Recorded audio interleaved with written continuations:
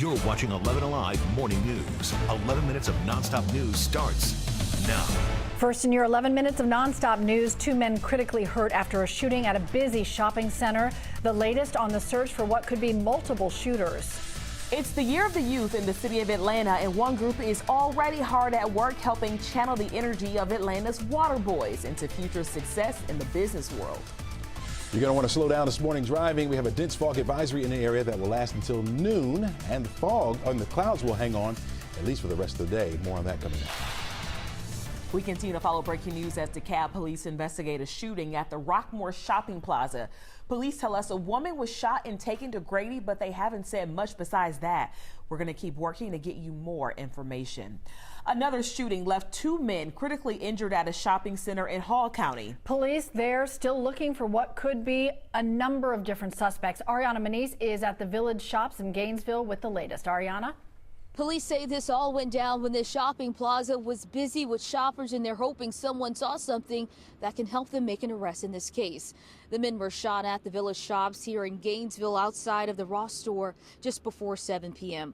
Multiple shots were fired and the suspect got away. Detectives do believe the men were targeted, but don't know the motive or why the men were targeted. They also believe the victims and the shooter knew one another. Police have not released any descriptions of any suspects or getaway cars, and they're hoping witnesses who were out here shopping at the time can help them in their investigation. Now, an update on the victims. Both men were immediately taken to the hospital where they went into surgery. At last check, they are in critical condition. Back to you. Ariana, thank you. Sticking with your 11 minutes of nonstop news, the GBI is investigating after a MARTA police officer says an argument happened with a sergeant and her ex-boyfriend. It ended in a shooting. Molly Oak breaks down how it all happened. That sergeant spent the night here at Grady getting a CT scan and x-rays. Police say she is expected to be okay. It happened around 9 o'clock last night. That's when police say they got a call for help from a sergeant at the 5 Points MARTA station. Police say it appears the woman and her ex-boyfriend decided to meet on Forsyth Street by that MARTA station, saying that meeting turned into an argument and then a fight. The MARTA police chief says the man started hitting her in the face and hands, then says she shot him twice. Police say he drove off and they pulled him over and arrested him. Police say that man will face criminal charges. He's also here at Grady after getting shot, but he's expected to be okay. The GBI is now investigating. Back to you all. Molly, thank you. We have some new video from the moment a Clayton County jail inmate was restrained and later died. Terry Lee Thurman III was arrested last year on a criminal trespass charge at the airport. His family says he struggled with mental illness. Video shows Thurman hanging off an upstairs railing in the jail. Officers held him down and even tased him at one point. Records from the medical examiner show Thurman suffered cardiac arrest during the struggle. The Clayton County Sheriff's Office says all employees directly involved were fired, but they wouldn't give names. This morning, South Fulton police have issued a serious warning after a string of robberies tied to a dating app. South Fulton police say more than a dozen people have gotten robbed along Old National Highway after showing up for what they thought would be a date. Police tell 11 Alive it's best to let your family and friends know before you go out, just in case anything happens. And that was a look at Tuesday morning headlines. Cutting through the fog this morning, Chesley. Need that horn, that fog horn to get through it. It's thick out there. Dense fog advisory will last until noon today. You can see area wide in all of our viewing counties today under this advisory. It will last until noon. You're looking at 1/4 mile visibility or less. That means it's going to be very low out there. And if you shine your high beams on it, it'll just make it look worse. It'll shine right back in your face. Got 0 visibility in places like Blairsville, Canton, over toward Gainesville, Athens, Duluth. You got 0 visibility in Thomaston, down toward LaGrange as well. Down to 1 mile visibility in the city of Atlanta and some of the surrounding areas there as well. Excellent visibility, by the way, would be like 10. We have 9 up in Clayton, only 3 over toward George's Rome. So be careful as you're driving around. When the fog lifts, we're going to keep the clouds in place. You're not going to see much in the way of sunshine, but despite that, temperatures will be on the mild side. 61 by noon. You'll get a 65 for your afternoon high, back down to 61 by 7 o'clock tonight as the clouds hang on. To go along with that, there could be an isolated shower or two. That'll be a 20 to 30% chance. A lot of us won't see it today at all, but we're watching what's taking place back off to the west of us. Notice that frozen precipitation over toward Memphis, for example. And it looks like it's moving in our direction, but the cold air stays more to the north and off to the west of us. We're going to stay well above the freezing mark, even for our overnight lows. So we're only looking at rainfall here, and we'll see a good amount of it because we got a boundary up here to the north. You see that cold front. It's going to take its time getting in here. Stationary boundary down here to the south. Little waves riding along that will keep the moisture in place for us. So you're looking at a 40% chance for the rain on Wednesday, up to a 90% chance by the time we get to Groundhog Day on Thursday.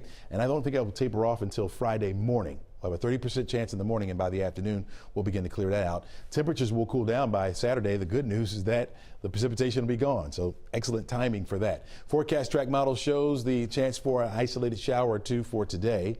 Tomorrow, we'll have a chance for a scattered shower, mainly during the morning. We'll catch a break during the afternoon, and then more toward the evening, we'll see those showers roll back in. Now, once they move in during the evening, they stay with us, so that by Thursday morning, we're looking for scattered showers, few embedded heavier pockets, and that will be the case as we head through the day. It'll be off and on, even during the evening. And again, that rain won't taper off until Friday morning. By the time we get to the weekend, you're looking at temperatures cooling off. So 33-degree start on Saturday morning. We'll hit 48, but dry. Partly sunny skies. Will stay that way through the rest of the weekend and into the beginning of next week. Your 11 minutes of nonstop news with details in the deadly beating of Tyree Nichols in Memphis. 2 additional officers have been put on leave on top of the 5 who have already been fired and charged with murder. The Memphis Fire Department also firing 2 medical workers and a lieutenant who responded to that traffic stop, saying they violated numerous policies and protocols. The devastating video is leading to calls for change in cities all across the country. Jerry Carnes has more on what lawmakers are pushing for under the Gold Dome this morning. Georgia state lawmakers from the Democratic Party believe of all the measures aimed at police reform this legislative session, the one that has the best chance of passing is the proposal to have all police officers wear body cameras. Supporters say it's all about transparency. They point to the lack of body cameras during the recent confrontation between law enforcement and a protester at the site where Atlanta is building a police training center. The protester died while a state trooper was injured. Representative Bill Hitchens has some concerns, while Democrat Sam Park says he supports the idea. I'm pretty skittish about making it public about what their strategies are and how they handle those things. I think body cameras provide an objective measure in which people can understand and help ensure that there is that sort of accountability and trust. The proposal has the support of families who have lost loved ones during confrontations with police. Jerry, thank you. The city of Atlanta says 2023 is the year of the youth. And this morning we have new details on the programs the cities are launching to make sure kids have the resources they need to succeed. Mayor Dickens says one of the main focuses is cutting down on youth violence, and that takes a village. Really working with our after-school programs, our nonprofits, of course with APS, to really talk about how to de-escalate issues. During the announcement, Mayor Dickens promised to track down the person who killed 13-year-old Deshaun DuBose. Police released video of a fight in the streets of Adamsville the night DuBose was shot.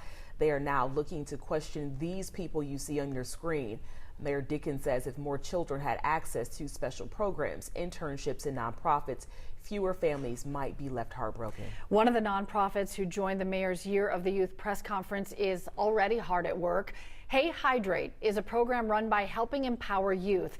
It's giving Atlanta's water boys, known for selling bottles of water on the side of the road, a safer place to do business. So far, they've helped move 25 young men from West Side intersections to these kiosks, and some teens hope it's helping change minds too. The reason I come out here is to show them that I'm not like the picture that they usually paint us as. I want them to show them that I'm a respectful young man. Like, I just want to make profit.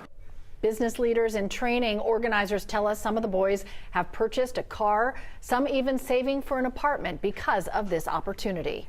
Coming up this morning on the Today Show, think twice about what kind of nail polish you might get at your next trip to the salon. A new study shows links between cancer and UV nail dryers. What do people need to know about putting their fingers into those UV lights? That radiation of UVA causes damage to the skin cells, and that causes premature aging of the skin and increases our risk of skin cancer. How much of that UVA exposure that's needed from these nail lamps, that we have yet to discover. Ahead, a deeper look at the study and some steps to protect yourself. Well, if you're going out at noon today, the fog should have lifted by then, but we're going to hold on to the clouds. It's going to be a gray day for us, but mild. Temperatures getting up to 65 degrees this afternoon. Winds will remain light as well. By the time you're driving home today, you're looking at 63 degrees under cloudy skies. Chance for an isolated sprinkle or two will be there. What a day, what a day, hot stuff. He knows it. You're right. Yeah, he should. Hey, be careful out there, everybody. We'll see you back here tomorrow morning.